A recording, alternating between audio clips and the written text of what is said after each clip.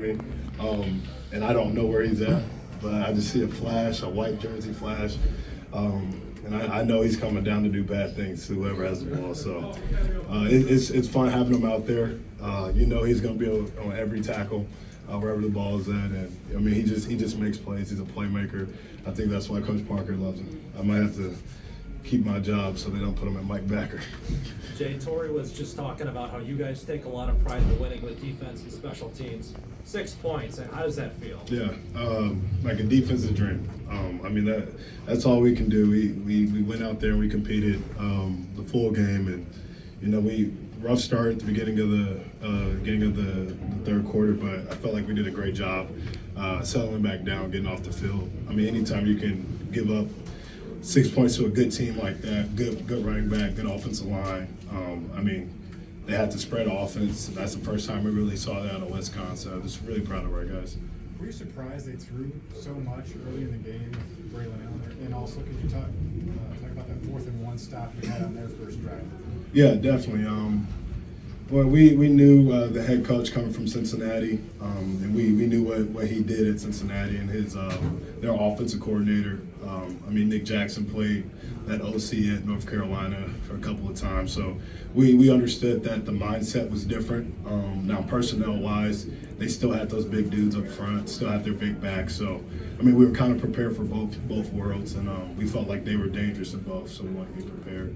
And just getting off the field, that anytime you can start with a 3 and out, that'd be preferable. But anytime you can get off the field and not give up points on that first drive, I just feel like that just helps the team in momentum. I know that Taylor's not a defensive player technically, but he's a special teams player. But he rides on our bus with us. Yeah. It must be great fun as a defensive team, though, to go out there and have that opponent pin back every time, it seems like. Definitely. As a defense, that just opens up our playbook.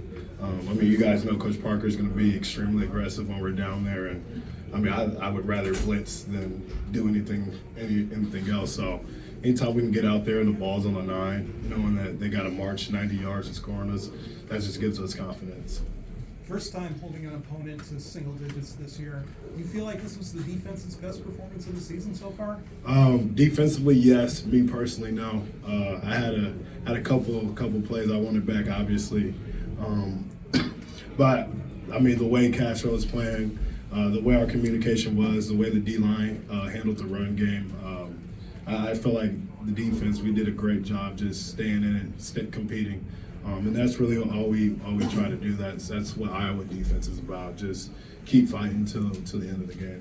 Jay, what's it mean to control your own destiny right now in the West at this stage of the season? We knew that this game meant a lot, and luckily for us, we've just been taking it 1 week at a time. And it doesn't mean anything if we just start going downhill from here. So we understand that every game is just as important as the next one or the last one. Nationally, you guys, not a lot of people love you because you don't score a bunch of points, you do a lot of things, but you just keep winning. I think you're 11-2 over your last 13. What does it mean for you to just keep winning even though people aren't exactly on your side outside the pocket? Yeah, it just shows that we're trying to win the game by any means. We don't care what it looks like. As long as we have the win at the end of the day, that's what matters to us. And I like those low score games defensively. It just puts some pressure on the defense, and that's what we're built for. We want the game in our hands, and if you ask anybody defensively, we feel most confident when it's up to us to win the game. Did you sense anything in that 4th quarter? Just you guys had taken over that game. Just it seemed like the ball was on the ground, in your hands as a defense. It seemed like you really took over. Yeah, definitely. Just started playing a little bit more aggressive. Knowing that the situation they were in were different. Obviously, at the beginning of the game, their play calls are going to look different. When they needed points, we knew we could be a little bit aggressive. And it's really just momentum. You get a Sebastian coming down, hitting somebody, you get somebody tipping the ball. All that stuff builds up, and that just helps us defensively. Correct me if I'm wrong, but I think you were one of the closest players to Sebastian when he got that pick at the end. Were you yelling at him to get down? Or? Yeah, I told him to get down. We knew it was a get down situation, but I told him he probably had the best game of his life when he was on the ground. When you look at this series historically, it's maybe as physical as any game in the country year in and year out. and so it's kind of like two teams fighting that way. How did you guys approach that with Wisconsin, and how do you feel like physicality-wise that you were able to win that matchup? I mean, I just feel like that's Iowa football.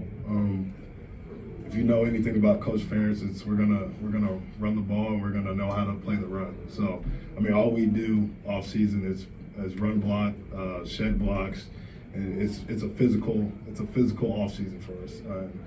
That's for games like this. When we run into a physical team, we're built for it because we practice it so much.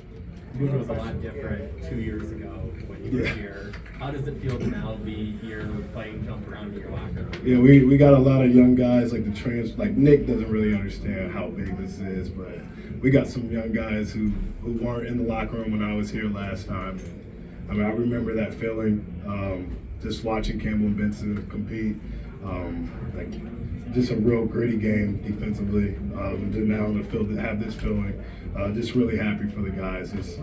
The older guys definitely, like a Joe Evans, a 6-year guy who comes back for moments like this. Starting quarterback hurt his hand close to halftime. Looked like he actually hit it on your helmet. One, were you aware of that when it happened? And then two, did that change anything about the defense's approach with the backup QB in there? Yeah, definitely. I mean, anytime you get around the quarterback and you lay a hit on him, you definitely want to check body language, and we were on that immediately. And I mean, anytime there's a backup quarterback, we know a game plan is going to change. We knew that things would look different, but I feel like that quarterback did a really good job when he came in.